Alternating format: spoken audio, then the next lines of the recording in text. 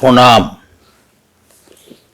I am coming to YouTube for after quite a long gap, but today I will speak on a boy, or rather a young man, who was unparalleled in the country. I will make this presentation into English as well as Bengali. So first I will take Bengali. প্রথমে আমি বাংলাটা করব, তারপরে আমি ইংরেজিতেও বলবো। তাহলে আমাদের আজকে নাম হচ্ছে প্রতিবেদনের নাম হচ্ছে নারী মর্যাদার জন্য শহীদ, বরুণের জন্য শ্রদ্ধা। বরুণ এই দেশে একটি অতুলনীয় আন্দোলনের বীজ রোপণ করেছিল এবং সেই মুহূর্তে বরুণকে চিহ্নিত করা হলো মৃত্যুর জন্য। তার ইংরেজিটা হচ্ছে এই, the seeds of a movement unparalleled in the country were sown, and that very moment Barun was marked for death. Courtesy the Times of India, Kolkata, 15 July 2012, page 2. আবার বাংলায় আসি। বরুণের কাহিনী এত অবিশ্বাস্য যেটি সিনেমার লিপির মতো। কে বিশ্বাস করবে যে একলা এক কম বয়সী ছেলে রাগে আঙুল না তুলে একদল ধর্ষণকারীদের ধূলিসাৎ করবে? বরুণের শোবার জন্য অতি সাধারণ একটি চৌকি ছিল, সেটিও সে দিয়েছিল এমন একজন মানুষকে যার একটি চৌকির দরকার বরুণের থেকে বেশি ছিল। একজন নিরলস প্রতিবাদী যে তার শত্রুদেরও ভালোবাসত। টাইমস অফ ইন্ডিয়া এই শহীদের কাহিনী আপনাদের কাছে আনলো, যা এই দেশ অতি দের করে জানলো। আমি অনুবাদে সন্তুষ্ট নই, আপনি নিজে অনুবাদ করে নিলে কৃতজ্ঞ থাকব। এবার ইংরেজিটা বলছি। Untold story an unsung hero, quote, Barun Biswas story is so incredible that it would seem like a script, and who would believe that a lone youngster vanquished a brand of rapist raising a finger in anger, or that he owned only a coin which he gave to someone who needed it more, a crusader who loved even his enemies. TY brings you the tale of a martyr the country knew too, Prithviraj Mitra and Sumanti Yangham. Courtesy the Times of India, Kolkata, 15 July 2012, page 2. আমি আগেই বলেছি এই ইংরেজি থেকে আমি Times of India থেকে নিয়েছি, এবং এই যে আমি অনুবাদ করেছি এই অনুবাদে আমি নিজেও সন্তুষ্ট নই। তাই দয়া করে আপনারা এটাকে আপনারা যদি একে অনুবাদ করে নেন নিশ্চয়ই অনেক আরও ভালো হবে। এইবারে প্রশ্নটা, এইবার আমি আরও কিছু মন্তব্য আমি করতে চাই। প্রথম কথা হচ্ছে অতুলনীয়, ইংরেজিটা হচ্ছে আনপ্যারালালড। মানে বরুণের যে কাজটা সে করেছে এই মহিলাদের তাদের মর্যাদা রক্ষা করার জন্য সে যা করেছে সেটা ভারতবর্ষে কখনো দেখা যায়নি। এর কোনো ইতিহাস নেই, এই রকমের আন্দোলনের কোনো ইতিহাস নেই এই ভারতবর্ষে। এত বড় একটা কথা টাইমস অফ ইন্ডিয়ার মতো বিখ্যাত পত্রিকা বলে যে মানুষকে, সেই মানুষটাকে আমরা খুবই তার সম্মান আমরা দেইনি। তাই আজকে আমার এই প্রার্থনা। এর আনপ্যারাল কথাটা আমরা কিভাবে বলেছি? অতুলনীয়। আপনারা বাংলা যারা ভালো জানেন তারা ভালো করে অনুভব করেন, হৃদয়ঙ্গম করেন অতুলনীয় মানে কি। এরকম কোনো তুলনা হয় না, ও যা করেছে তার কোনো তুলনা হয় না। এইবারে আমি আরও একটা কথা আসি। এখানে সে বলেছে এই যে কাজটা করলো, যারা এই একটা পুরো দল যারা গণধর্ষণ করলো তাদেরকে যে ও একেবারে মানে ধ্বংস করলো, সেটা তার মনের মধ্যে কোনো রাগ ছিল না। এই রাগ কথাটা আমি একটু আমি বিশ্লেষণ করতে চাই। যে দেখুন, একটা মানুষ এত বড় একটা অন্যায়ের বিরুদ্ধে যখন সে আন্দোলন করছে, সে তো রাগারাগি করতে পারেই, কিন্তু এই ছেলেটির কখনো সে রাগে আঙুল তোলেনি। এ তো বড় একটা মস্ত বড় ব্যাপার। এ তো আমাদের ভারতবর্ষের পরম্পরায় ঋষি তারাই এই জায়গায় পৌঁছতে পারে যে নিজের রাগটাকে সংযম করা। তো এইবারে আমি একটু বলতে চাই, কিছুদিন আমি দেখছিলাম যে একজন মানুষ, আমি নাম করতে পারবো না, যে সে এই জনসেবার একজন মানুষ কিভাবে রেগে টকবক টকবক করে করছে সামান্য ব্যাপার নিয়ে। তার কাছে বড় হতে পারে, কিন্তু এই রাগটাকে কন্ট্রোল করা এবং সেটা খুবই কঠিন। আমি এই প্রসঙ্গে একটু অশোকের কাছে যেতে চাই।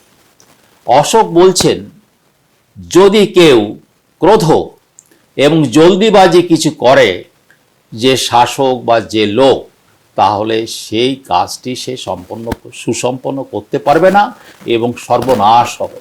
তার মানে কি, যার মধ্যে ক্রোধ এবং জলদিবাজি, হটবট করে বলে যাচ্ছ, দৌড়দৌড়ি করছো রাগে, তারা কোনোদিনই একটি কাজ, মানে যে মঙ্গলমত কাজ, সেটা করতে পারে না। এই ক্রোধকে সংযম করা খুব কঠিন। এবং ওই কথাই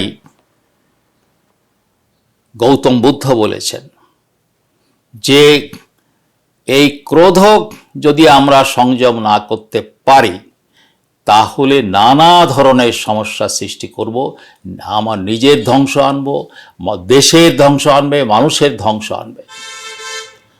অতি আমি বলবো কি দুঃখের বিষয় যে আজকে যে বঙ্গ আমরা দেখতে পাচ্ছি, সেখানে তো রাগ, খুন, ধর্ষণ ইত্যাদি, এবং এমনভাবে রাগের যে ক্রোধের তা যা পরিচয় আমরা দেখছি, তাতে আমাদের মাথা হেঁট হয়ে যায় যে আমরা ভারতবাসী কি না।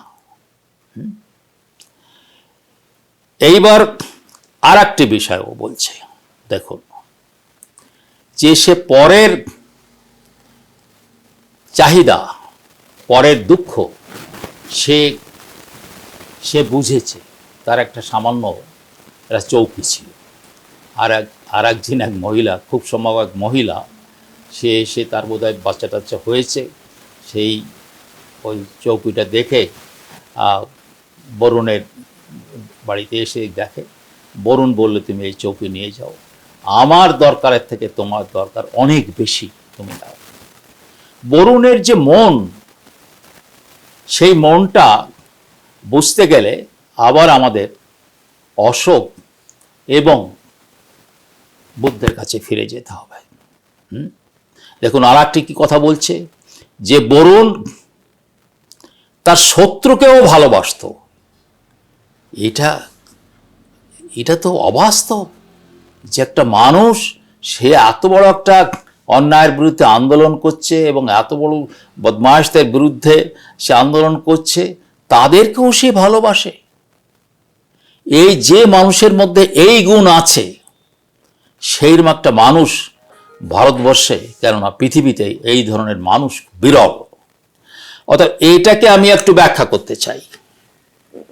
সেই ব্যাখ্যাটা হচ্ছে কি, ওই আবার গৌতম বুদ্ধ যে তিনি বলছেন যে পরম যার মন পরিষ্কার মন, সেই মনটা হতে গেলে তাকে বলা হয়, আমরা ইংরেজিতে বলতে পারি সাবলাইম স্টেট অফ মাইন্ড। এর থেকে উচ্চতর মন আর হতে পারে না।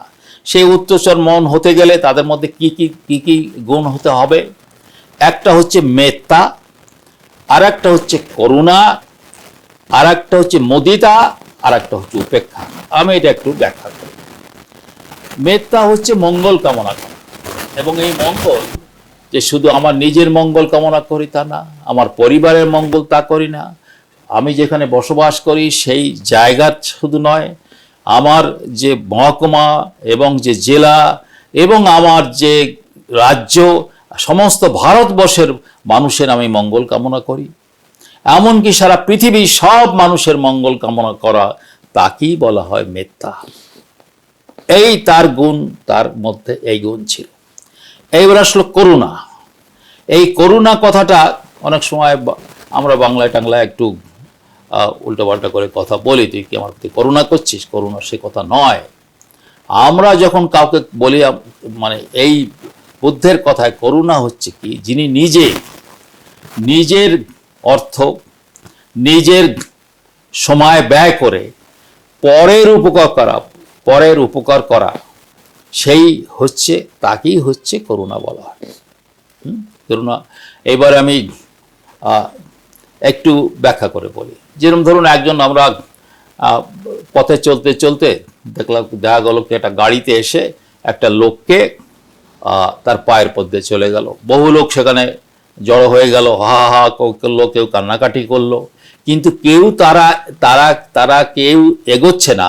তার মধ্যে একটা মাত্র লোক, সে এগিয়ে তাকে কোলে করে নিয়ে, একটা ট্যাক্সি করে নিয়ে, নিজের খরচে গিয়ে হাসপাতালে নিয়ে তার চিকিৎসা ব্যবস্থা, একেই হচ্ছে করুণা। এবং সেই করুণা তুমি কোনো যেই হোক, ভালো হোক, মন্দ হোক, ডাকাত হোক, সবাইকে করতে হবে। এবং আর একটা কথা আছে, যে এইখানেই যে আমরা এই করুণা করা, এইটা করা অত সহজ ব্যাপার নয়। এই জায়গাটাতে এই করুণা ওয়ার্ডটা আর একটু আমাদের বিশ্লেষণ করা দরকার আছে। যে কোনো মানুষের দুঃখ দুর্দশা দেখলে তার, সেই মানুষ, এই আধ্যাত্মিক জগতের মানুষ বা ভালো মানুষ, যে উচ্চতর, যার মন, সে ওই তার ব্যথাটা যেন তার নিজেরই হচ্ছে, এইরকম অবস্থায় চলে যাওয়া। ইংরেজিতে কি বলা হয়, আমি ইংরেজি আলাদা করে বলবো। আর একটা গুণ থাকতে হবে, এটা হচ্ছে মুদিতা। পরের দুঃখে, পরের সুখে সুখে হওয়া, পরের দুঃখে অনেকে দুঃখ পায়, কিন্তু পরের সুখে সুখী হওয়া অত সহজ না। একটা হচ্ছে উপেক্ষা, মানে সব জিনিস তোমাকে নিরপেক্ষভাবে দেখতে হবে। আমরা যদি ভালো করে বিশ্লেষণ করি, বরুণের মধ্যে এই সব গুণই ছিল। সেই জন্যেই আমি বলছি যে তার মাইন্ডটা ছিল সব উচ্চতর মার্গের মন।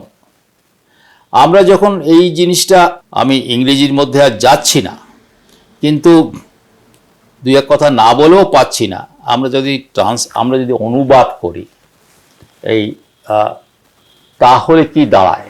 আমরা এই অনুবাদে এখনই আমি যাচ্ছি না, আমি যখন ইংরেজিতে যাব তখন সে কথা সেইখানে। আর অতএব আমি এইখানেই যাচ্ছি যে আমি আজকে যে এই বরুণের যা করেছে, সেই নিয়ে কিছু লেখালেখি হয়েছে ইতিমধ্যে। যেহেতু একটি বিশেষ মানুষ, বরুণ সেখানকার লোকেরা বলছে, বরুণের গ্রামের লোকেরা, অঞ্চলের লোকেরা বলছে, একজন মন্ত্রী তাকে খুন করিয়েছে। সে কথা আমি পরের এপিসোডে আসব। এবার আমি ইংরেজিতে আসি। The martyr for dignity, a homage to Barun Biswas. Now once again I quote from the Times of India. The seeds of a movement unparalleled in the country were sown, and that very moment Barun was marked for death. Untold story, an unsung hero. Barun Biswas' story is so incredible that it would seem like a film script. Who would believe that a lone youngster vanquished a brand of rapist without raising a finger in anger, or that he owned only a cot which he gave away to someone who needed it more. A crusader who loved even his enemies. TY brings you the tale of a martyr, the country knew too late. Courtesy the Times of India, 15 July 2012, page 2. Let me come to, I have already described unparalleled. And even then unparalleled, what Barun has done is unparalleled in this country. But you hardly knew him. Now let me deal the word anger. Why I will deal the anger? That he did not make this movement or fought against this band of people who gang raped large number of women with anger. To control anger is very, very difficult. And I said already, Ashok said that if somebody does any work in anger and hurry, that he will fail. These are the two real enemy of us. But Barun conquered anger. This is something unheard of. That is why he is unparalleled. Then let me come say again another word which is applicable to Barun. When people become very sad when they find somebody is in distress, we call it, then they sympathize. No, not sympathy. He was empathetic. Now this empathy is very important word in English. This word is originally actually was a person, a researcher of a German researcher. He actually, it's this person, a German, who first in his research he said that this is empathy is feeling into, okay. So you will have to feel the pain of others as if you are one of the victims. Feeling into. 1873 he developed this word in his aesthetics, and then it came to English in 1909. And the original German word is Flang and Flung. I cannot pronounce it properly. Lung, but I may not be able to pronounce it properly. Therefore, this kind of a quality is very rare to have in a man. I have already described the word in Bengali. Now I come to love for enemy. This is very, very difficult, almost impossible for anyone. I remember once a journalist came to me and he asked me that you have read something about the values of ancient India from different sources. Can you tell me? Then I said, look, you have to love not only your own people, but even the enemy. I said, okay, I'm sorry, if I love my enemy, the enemy will kill me. It's like a snake. So to love enemy is a rare quality. The people who are arrogant can never do this. Now let me beat up a little of arrogance. I find in particular in our West Bengal, now arrogance prevails, supreme now in West Bengal. The man who has arrogance. Now I remember our great poet Rabindranath, Gurudev. আমার মাথা নত করে দাও হই তোমার চরণ ধুলার, আমার যত অহংকার ডুবাও চোখের জলে. Who has ahankar, who has arrogance, he can never do good to people. Never good to people. Okay. Now people, it leads me to another one, this ahankar. In Gautam Buddha is anatto. That leads to anatto, means this man who is arrogant, the man who has got ahankar, he can never be a person who will do good to the people as a whole.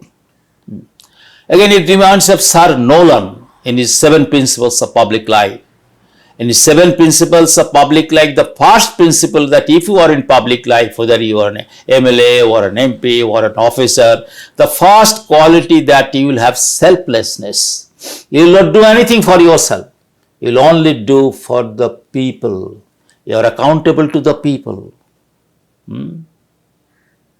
Sir Nolan, what unfortunately, I am so ashamed and so I so feel sad and disappointed that our people who are in public life, they talk of only their self, they make money, they steal. So I feel very sad. But here is the man called Barun, set an example that he whatever little a small quart that he had got, that too also he gave it to a lady. This is Barun. No ahankar, no arrogance, no anger, love for even the enemy, unparalleled in the history. Pranam.